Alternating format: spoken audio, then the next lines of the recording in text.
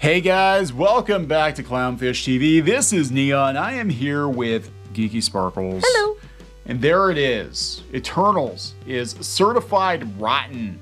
Oh yeah, there's no question. It is not. It is not rebounding. Eternals is in the low 50s as of this morning. You put an article up? It was 53. It went 54 while I was writing the article, and then it went 53 while I was writing, and then it went back up to 54 after I posted, and now it's back down to 53 again. So it's staying in that low 50s range. Any way you slice it, according to Yahoo Splat, it is a rotten movie. So this is a first for the MCU. We knew it was going to happen eventually. Not really surprised that it was Eternals because there was very little excitement for this movie. Right.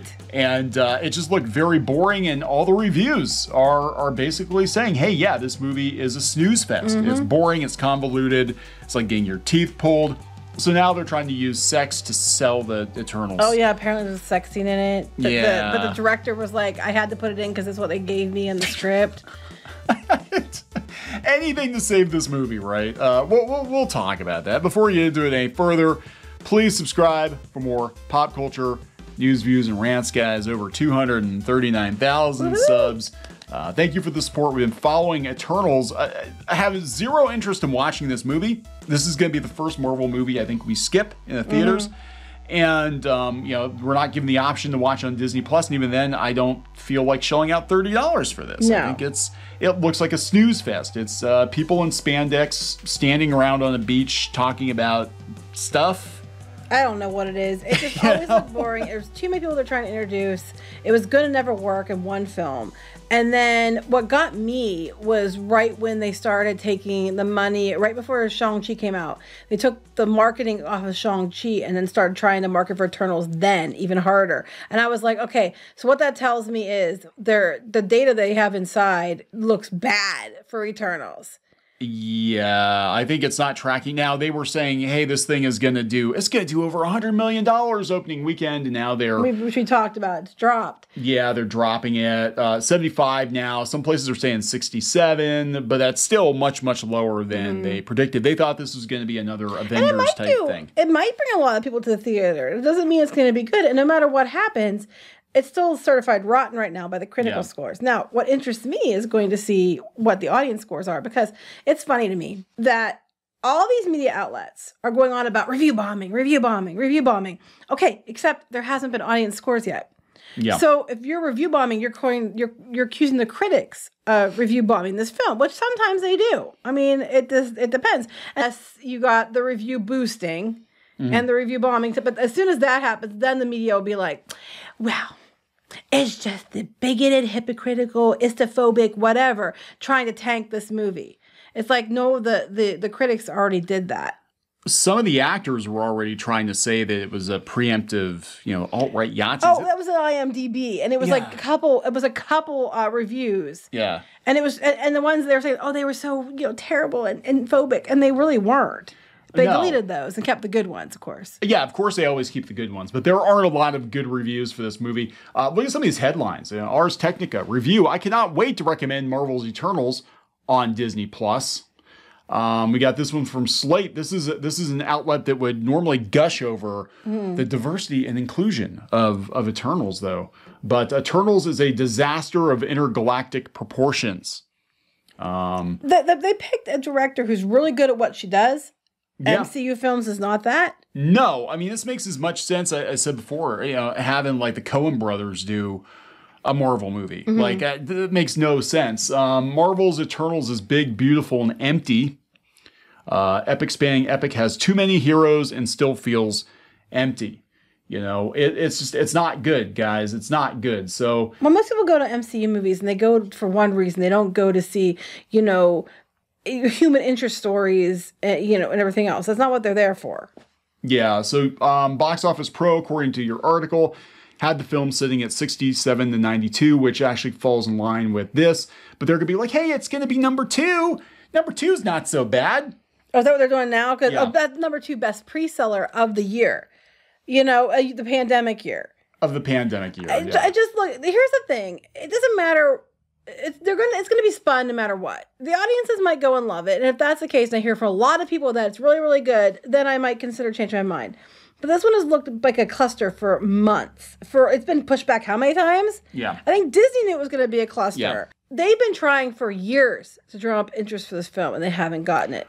Even in the parks, they were dragging out, Jack Kirby art, which looks way more fun than this movie. But they were trying to educate people on what the Eternals were. And it was like 2017, I think, when they first started trying to like get people on board with this whole new thing, and it's not working. And honestly, the movie looks like it has very little to do with the comic book. Right, and that's what I'm hearing from a lot of people who read the comics. I've heard people that saw the movie that it's not like the books, which that's not unusual for Marvel, for the MCU to do that. But with the Rotten Tomatoes thing, here's the thing. It's a joke site anyway. I mean, take it or leave it, what they say. I mean, I wouldn't put stock in Rotten Tomatoes. I always say, and I'll stand by this, that always ignore the 1 stars, always ignore the 5 stars, because the truth lies in the middle on that one. But I am very surprised. My story in this is the critics. This seems like a critic's, wet dream, this movie, the way it was set up and who they have in it and the talking points. It's like, oh boy, and they don't like it. Yeah, so did the Mickey money run out? Is that what's going on? Or maybe it's just a sucky movie. Yeah, but we've had other movies that were objectively sucky movies get sucked on by the critics. That's a good point. I have no effing idea what's going on. It's just like an enigma wrapped in a puzzle, wrapped in nasty tomatoes. What? Is that like pigs in a blanket? I guess. I don't know if you can use pigs in a blanket. It'll probably offend somebody. You're just saying some of these Eternals are too fat to be superheroes. You're fat shaming these fat guys. I don't know. Some of them look like they're wrapped in lettuce and things. I mean, they look like they're wrapped in lettuce. I'm just like, I don't have words. I have no interest in seeing this. I haven't for a long time. There's our next comic idea. Wrapped in lettuce? No, not wrapped in lettuce, but we could do like the Teenage Mutant Ninja Turtles, except we could have the pigs in a blanket. Pigs in a blanket? Yeah, and they could be super pigs with like so they're wrapped in lettuce? Yeah, sure. Cabbage. I don't know. I'm just like trying to think of more things to say. It's just interesting to me that it keeps dropping. And now we're talking like significantly lower than whatever was the most rotten before, which was like what, Thor 2 and Iron Man 2, which both, objectively sucked. This is like, I mean, we're like way past that. We're getting into Rise of Skywalker territory at this point. And the Rise of Skywalker, I haven't seen it, but from my understanding, and from what I think honestly happened, was the media was just ass mad because they shilled so hard for Last Jedi, and then they took all the things away that they claimed they loved. So they hated it, of course. Yeah, I think the media was biased towards it because it did walk back The Last Jedi, but also, again, I haven't watched the whole thing, but I have seen some scenes. I'm like, this is an effing mess. Like, this is just a train wreck. Like, I can't even tell what the hell is going on. I just want to point out the eyes of Tammy Faye is at 67% and it's considered fresh. Tammy Faye is fresher than Marvel at this point. The eyes of Tammy Faye. There we go, guys. 88% audience score. Yeah, but let's see what Yahoo has to say, because when Yahoo's coming out there and being like, it is certified rotten, they are not coming back. They tried very, very hard to hold on to 60%. I think it seemed like it was stuck at 60 for the longest time. And it was weird because there was a lot of reviews coming in and it didn't drop. A lot of negatives coming in and it didn't drop. And then all of a sudden it's like they just gave up and like, okay, fine, Yeah, now they even said that Rotten Tomatoes is far from perfect, though it's influential enough that even people who hate it have to reckon with the scores. Because that's it. A lot of normies. It isn't perfect. No. Yeah, the normies are going to look at it and be like, oh, is this green or red? I love it. Yahoo would normally go on about those review bombing, whatever, on Rotten Tomatoes, and now they're calling out it's far from perfect. Yep. But they're not going to say that for the critical score. But when the audience score comes out, and if it is bad, they're going to go on and on about the review bombing and the hatred for this film. Guaranteed. Continue. Yeah, you just don't like Asian directors, do you? But straight from Yahoo, it's not perfect, and there's lots of issues with it. So there you go. Yeah, so sets 60% is the red line between fresh and rotten. As of this writing, Chloe Zhao's Eternals sits at 57. 53. It's 53 now, and it's not coming back. Incredible Hulk was 67. and Thor: The Dark World, which I agree. I do believe Thor: The Dark World is the worst Marvel movie. It was a one and done for me. It's I watched it pretty bad. once. I'm like, God, this is boring. I've never watched it again either. So boring. I forget half of what happens in it, except the scientist girls in WandaVision. That's like it for me. Like, okay.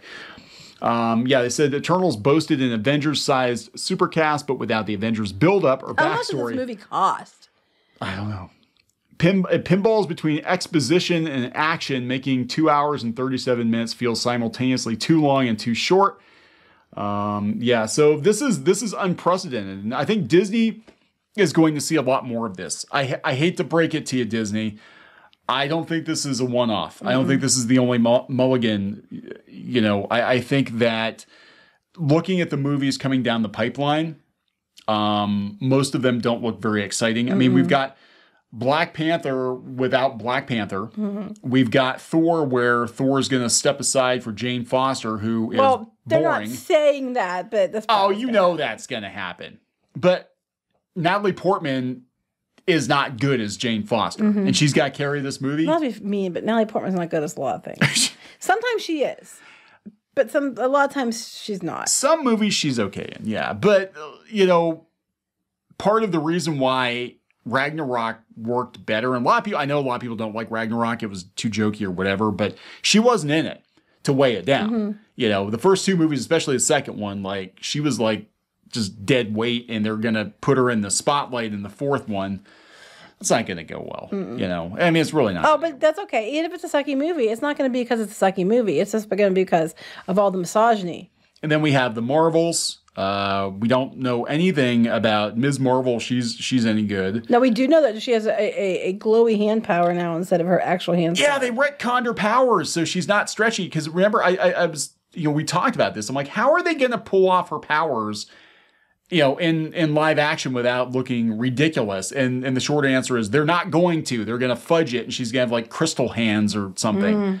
You know, which arguably is cooler. Yeah, but I think they're probably looking at the Fantastic Four, like, yeah, Mr. Fantastic. You don't want to overlap too much, which that says to me they're planning on doing something with it, because, you know, why would you care if you overlapped? Yeah. I don't know. We're not go on about this any longer. I just thought it was funny that it was down to 53%. That's basically my point. It's like and limbo. that the critics keep dropping it. I haven't even looked to see what the new scores were. I mean, or the new reviews were. I hadn't even looked. Oh, let's take a look. I just know it's been dropped off and on today. Eternals can be heavy-handed and it's ambitious, and its ambitions arguably exceed its grasp. But at least it tried. At least you tried. Is that the participation trophy score? Oh my God. Perhaps Eternals will gain traction the more we get to see the rest of what the MCU's Phase 4 involves. Oh. On its own, though, the story lacks the excitement that audiences have come to expect with Marvel. No shit. I think this is Phase 4. I think this is what Phase 4 is basically going to be, guys. And I wouldn't count the Spider-Man films as being part of Phase 4, because that's kind of Sony's thing. And honestly, Venom was pretty good. Morbius looks pretty good. You know, Spider-Man 3 looks pretty good. Not that Spider-Man 3, the other Spider-Man 3. I'm more excited about what they're doing with Spider-Man than I am anything that's going on with Marvel. An underwhelming blockbuster. It takes itself and its dour characters too seriously. And to me, that sums up what I'm seeing for Phase 4. Yeah. You know, Eternal's not even close, though at 2 hours and 37 minutes, it may start to feel like it. The film is very prog, but also very pop. Okay. Okay, then.